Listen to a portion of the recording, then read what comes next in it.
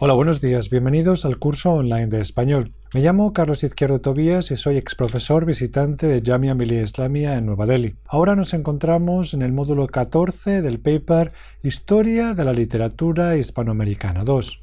Aquí vamos a hablar sobre la poesía negra. En este módulo estudiaremos la poesía negra, un género poético casi exclusivo de Hispanoamérica que se desarrolla en las Antillas a principios del siglo XX. Veremos las figuras del puertorriqueño Luis Palés Matos, los dominicanos Manuel de Cabral y Tomás Fernández Franco y los cubanos Nicolás Guillén y Emilio Bayagas. Como ya hemos visto en los módulos anteriores, a finales del siglo XIX y principios del XX, con la independencia de las antiguas colonias, se originan cambios económicos que no siempre redundan en el crecimiento de los nuevos estados. Esto hace que se produzcan levantamientos de las clases más desfavorecidas que, por otra parte, empiezan a tomar conciencia de su identidad, a sentirse orgullosos de ella y a reivindicarla. Si ya hemos visto que muchos poetas adoptan elementos criollos en su obra, es en la poesía negra donde esta tendencia alcanza su máxima expresión. El movimiento de la poesía negra surge en el Caribe en torno a 1925 como una forma de reivindicar a la raza negra e integrarla en la cultura hispanoamericana. La presencia de esta población negra tiene sus raíces en el tráfico de esclavos como mano de obra barata para trabajar en las plantaciones y en las minas. El fenómeno de la poesía negra no era completamente nuevo, ya que contamos con ejemplos barrocos en la poesía de Góngora, Quevedo o Lope de Vega y en Hispanoamérica en la poesía de Sor Juana Inés de la Cruz, que introduce elementos negros en sus villancicos como en el villancico 232. Estos elementos negros aparecerán de forma intermitente en la literatura hasta que a principios del siglo XX cobran una gran fuerza. En estos poemas la imagen del negro es siempre estereotipada y folclórica. La poesía negra construye un negro exótico, alegre e ingenuo, y en su habla estereotipada se potencian los elementos rítmicos. En esta poesía los poetas no se plantean reivindicaciones sociales, sino que buscan únicamente afirmar la presencia del elemento negro y mestizo como elemento enriquecedor de la cultura hispanoamericana. Se podría enmarcar este movimiento dentro del descubrimiento de lo negro en Europa y América, con la influencia negra en muchos artistas como Pablo Picasso y en su cuadro Las señoritas de Aviñón, o el desarrollo del jazz en Estados Unidos. Vamos a comenzar hablando sobre Luis Palés Matos. Ya Rubén Darío escribió el poema La negra dominga, en el que trata el tema de la negritud, pero no fue más que un elemento aislado en su obra. ¿Conocéis a la negra dominga? Es retoño de cafre y mandinga, es flor de ébano henchida de sol. Ama el ocre y el rojo y el verde, y en su boca, que besa y que muerde, tiene el ansia del beso español. Sin embargo, el puertorriqueño Luis Palés Matos es el primer poeta que hace de lo negro el objeto de gran parte de su obra. Nació en Guayama, Puerto Rico, en 1898 y pronto inició su actividad poética. Junto a José Diego Padró fundó el diepalismo, movimiento poético en el que se hace hincapié en la sonoridad y musicalidad de los versos. En una primera etapa su poesía está influida por el modernismo y el ultraísmo, y ya entonces publica un poema llamado La danzarina africana, aunque de escaso interés. En 1925 publica su poema Pueblo Negro, que marca realmente el inicio de su poesía antillana. En este poema se combinan aspectos formales clásicos con el elemento africano. El poema comienza con una evocación de algunos pueblos negros. Esta noche me obsede la remota visión de un pueblo negro. Musumba, Tombuctú, Farafangana. En la quinta estrofa aparece ya una referencia a los elementos fonéticos que tanta relevancia tendrán en su poesía.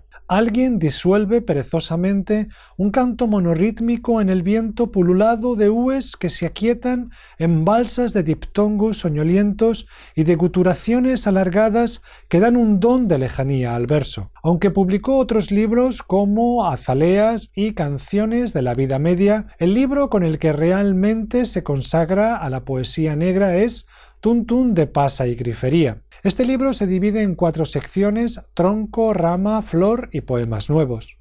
Palés Matos recrea en este libro un mundo negro que supone una ficción compuesta de muchas referencias, ya sea Puerto Rico, Haití o lo propiamente africano. El libro se inicia con el poema Danza Negra, en el que predominan los elementos fónicos, imitando los ritmos de la danza y de la percusión. Lo importante no es tanto el sentido como el ritmo que lo invade todo. Calabó y bambú, bambú y calabó. El gran cocoroco dice tucutú, la gran cocoroca dice tocotó.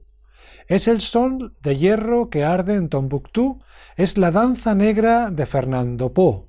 El cerdo en el fango gruñe pru pru pru, el sapo en la charca sueña cro cro cro.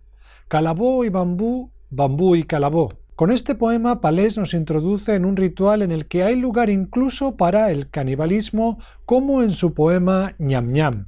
En él juega sin vacilación con el tópico del negro caníbal y a través de él entramos en una danza sacrificial. En otro de sus poemas, el tema es el cuerpo de la mujer negra, un cuerpo sensual hecho para el ritmo y las danzas como la rumba, macumbé, camdolé, bámbula.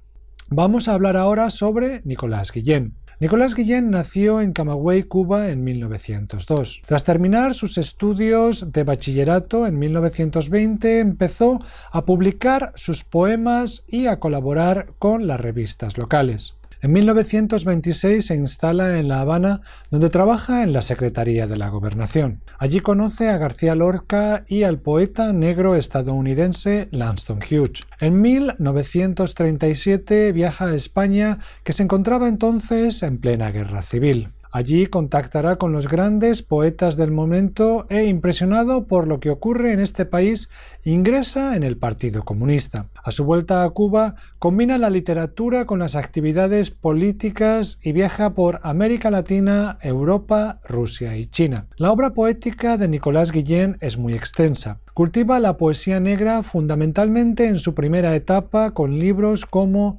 Poemas de Transición, Motivos de Son, Sóngoro con Songo, Poemas Mulatos o West Indies Limited, y otros como El Son Entero o La Paloma de Vuelo Popular. Si bien el tema de la negritud ya había sido introducido en la poesía cubana por Ramón Guirao con su poema Bailadora de Rumba y por José Zacarías Taller con el poema La Rumba, es Nicolás Guillén el que realmente hace de este tema su estilo.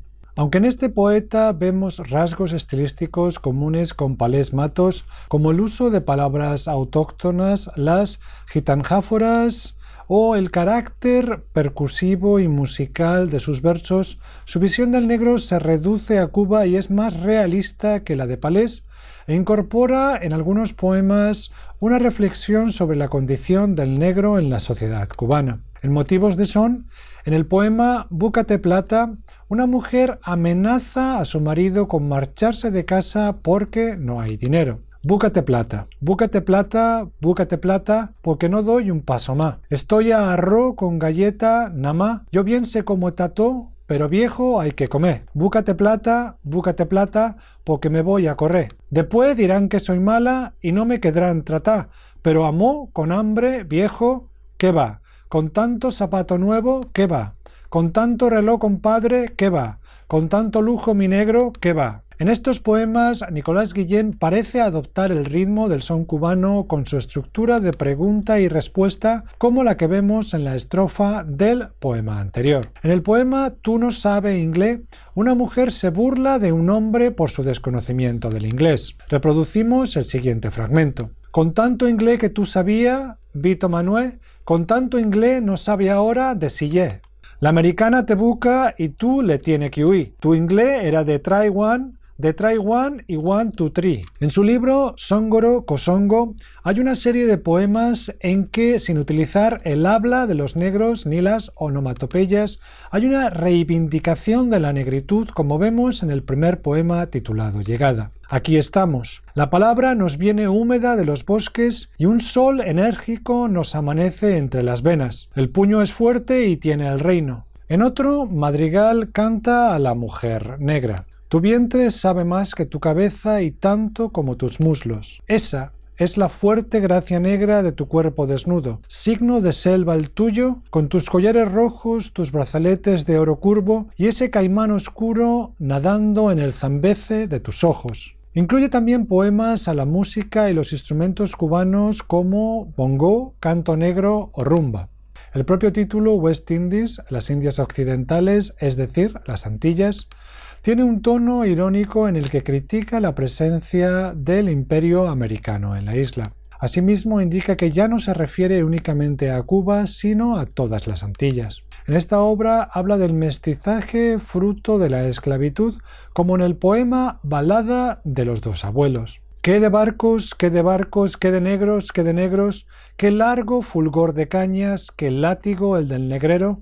En otro de sus poemas, Sabás, critica la situación de pobreza de los negros. Nicolás Guillén utiliza motivos negros para criticar las desigualdades o el imperialismo americano, como es el caso de su famoso poema Sensemayá, canto para matar una culebra. La culebra muerta no puede comer, la culebra muerta no puede silbar, no puede caminar, no puede correr. La culebra muerta no puede mirar, la culebra muerta no puede beber, no puede respirar, no puede morder. Mayombe, bombe, mayombe, sensemayá la culebra. Mayombe, bombe, mayombe, sensemayá no se mueve. Mayombe, bombe, mayombe, sensemayá la culebra. Mayombe, bombe, mayombe, sensemayá se murió. En el año 1937, Nicolás Guillén viaja a México y después a España.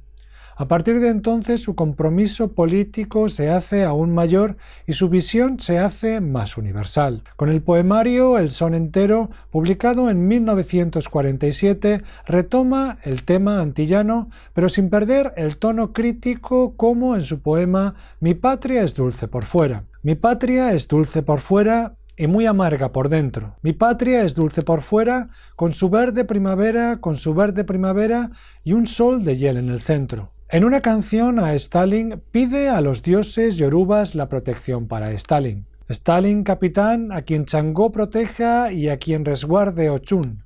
A tu lado cantando los hombres libres van el chino que respira con pulmón de volcán, el negro de ojos blancos y barbas de betún, el blanco de ojos verdes y barbas de azafrán, Stalin, capitán. Vamos a hablar ahora sobre Manuel de Cabral. Manuel de Cabral nació en Santiago, República Dominicana, en 1907. Comenzó los estudios de Derecho, pero los abandonó. En 1931 se trasladó a Santo Domingo y en 1938 viaja a Nueva York, donde al cabo de 3 meses logra un trabajo en la Embajada Dominicana. A partir de entonces desarrolla una carrera diplomática que le lleva a viajar por todo el mundo. En 1992 recibió el Premio Nacional de Literatura.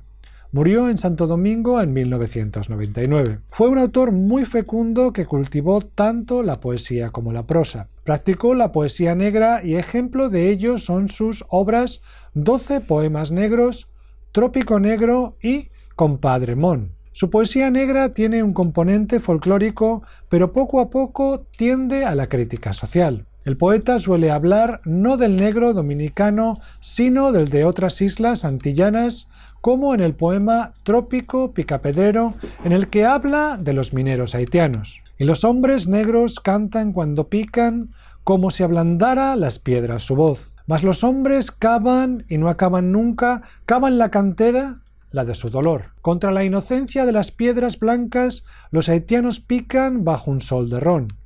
Los negros que erizan de chispas las piedras son noches que rompen pedazos de sol.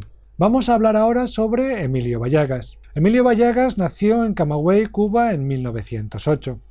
Estudió pedagogía en la Universidad de La Habana, obteniendo el título de doctor en 1933. En 1937 viajó por Francia enviado por la Secretaría de Educación. Se doctoró en Filosofía y Letras en 1946 y consiguió una beca para una institución dedicada a la educación de los ciegos en Nueva York, para lo cual aprendió braille. Murió en La Habana en 1954. Cultivó el ensayo y la poesía. En el campo de la poesía se aprecian dos tendencias en su trayectoria, una más ligada a la poesía pura y otra ligada a la poesía negra, que es la que le dio más fama, y que cultivó principalmente en su cuaderno de poesía negra publicado en 1934. Entre sus poemas más conocidos están la Elegía de María Belén Chacón, en el que el poeta, como otros poetas de la poesía negra, elogia el cuerpo y el ritmo de la mujer negra.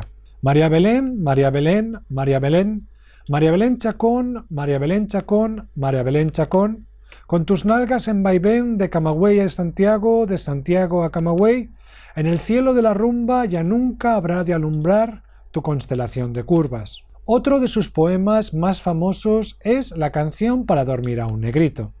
Si bien la poesía negra fue solo una etapa pasajera dentro de la producción poética de Emilio Ballagas, los poemas que en ella compuso están dentro de lo mejor de este género por su belleza. El poeta que practicó la poesía pura no dotó a estos poemas de ningún contenido social o crítico. Y terminamos aquí este módulo dedicado a la poesía negrista. Muchas gracias.